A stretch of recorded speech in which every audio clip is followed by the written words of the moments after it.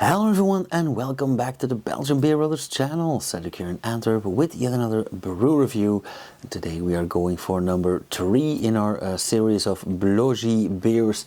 This is the Saison d'Épeautre. Saison d'Épeautre, as the name suggests, is a Saison seasonal beer, basically a farmhouse ale. And Blaugies tends to go back to the early traditions with everything they do. Just like this one.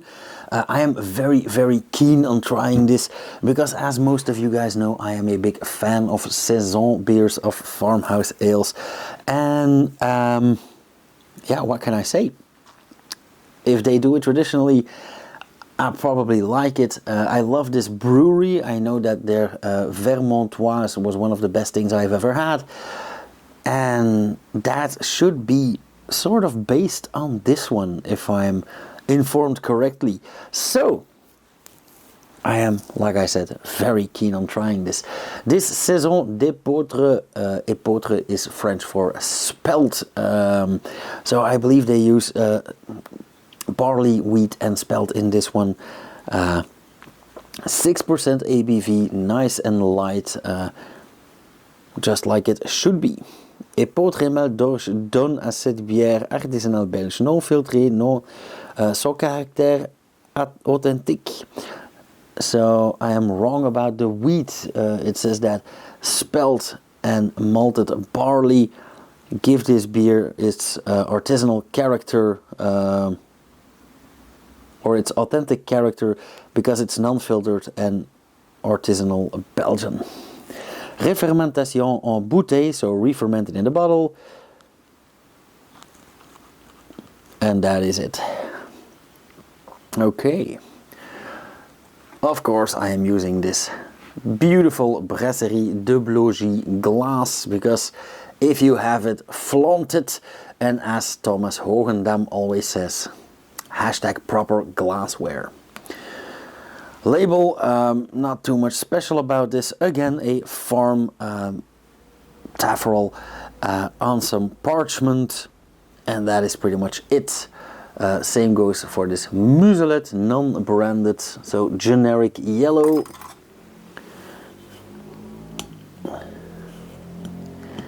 Ooh, quite a bit of pressure behind this one.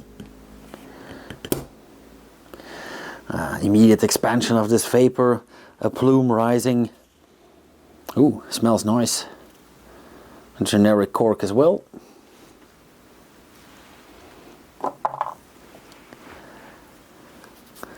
Let's have a look. I'm twisting the bottle a bit because, just like with the other Blaugies, these have been laying down for a long time, and I did put them upright a few weeks ago, but still we have a lot of residue on the side. Oh, that is very light, very pale.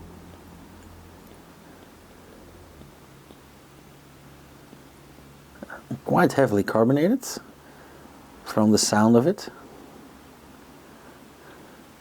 Now, I say this is a very pale, but it did turn out nice and gold. So, absolutely no remarks there. And it is very clear, however, of course there is some residue in this bottle left, and while stirring things up, it does release a bit of that residue. So if I pour another glass, it will be a bit less clear, until the last glass will be relatively hazy. So in situations like this, it's not a bad idea, if you're dividing this bottle between 4 people, let's say, to pour in le fond, so first the base, 4 glasses, and then make a second round. So everyone has their sort of same hazy beer. More on that in another video. Time and place for everything.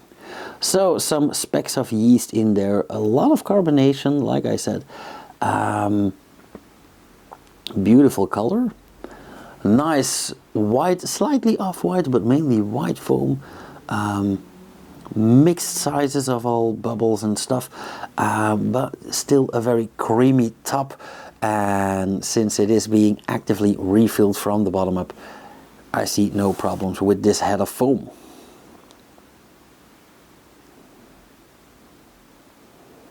Quite aromatic, or no, that's not the right word. I don't want to say aromatic, I want to say quite strong scent. In the sense that it does hold a lot of carbon dioxide, it does hold quite a bit of malt.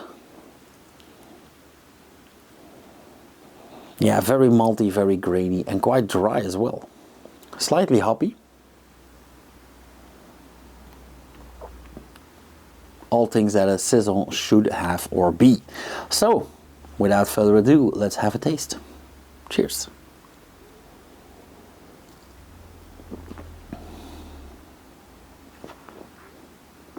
Okay.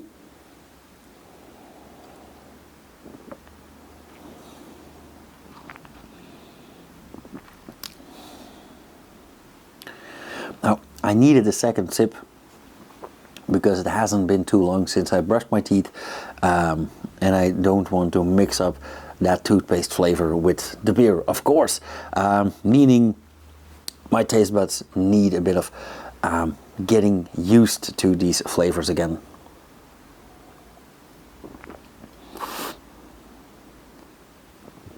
Okay, this is a very, very typical classic Saison that I could drink all day, and according to the legend, that was actually exactly what Saisons were meant for.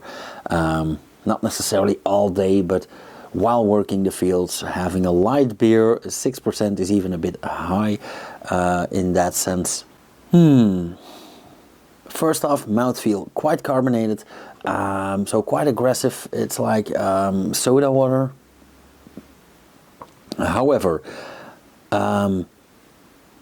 very well fermented, no residual sugar whatsoever.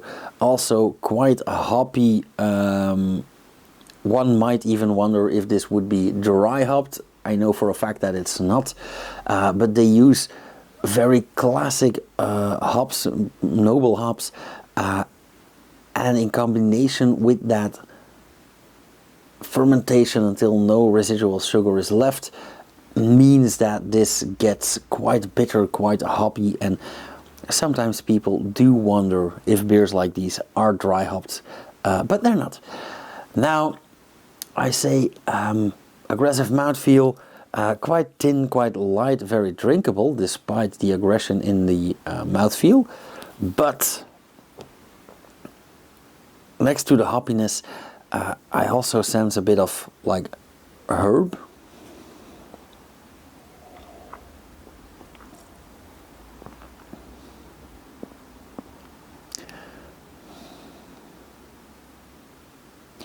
Yeah, there's this slightly herbal side taste in here, and it's a bit like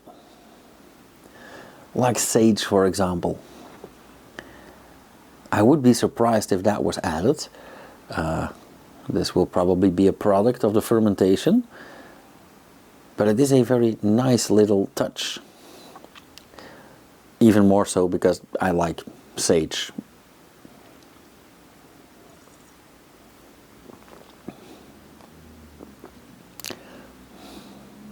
It is also very thirst quenching, and it really works those salival glands in the back of the throat or the back of the tongue. The aftertaste is also stellar. Mainly dry, bitter, quite soft, and even though this is very thirst quenching, it still leaves you wanting more. So yeah, best of both worlds, I guess.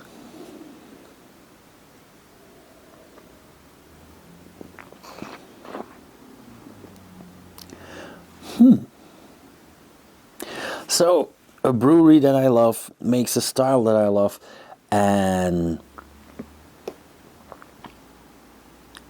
what more should I say? I think I can't score this lower than 3.75. Easily. Yeah, a spelt Saison, never a miss in my book. So, with that all being said, thank you guys so much for watching. If you like this video, hit the thumbs up, leave a comment down below.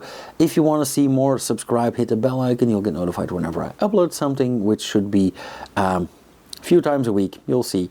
And if you want to support this channel, visit the Patreon page, buy me a beer, come visit me in Antwerp, share a video, or just all of the above. And I will see you guys again in the next video. Cheers!